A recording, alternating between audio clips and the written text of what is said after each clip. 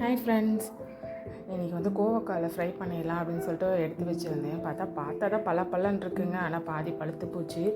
பாப்பாவுக்கு அப்புறம் இன்றைக்கி ஊற வச்சுருந்தேன், பேரிச்சம்பழம். சரி பாலோடு கலந்து கொடுக்கலாம் அப்படின்னு சொல்லிட்டு மறந்துட்டேன்.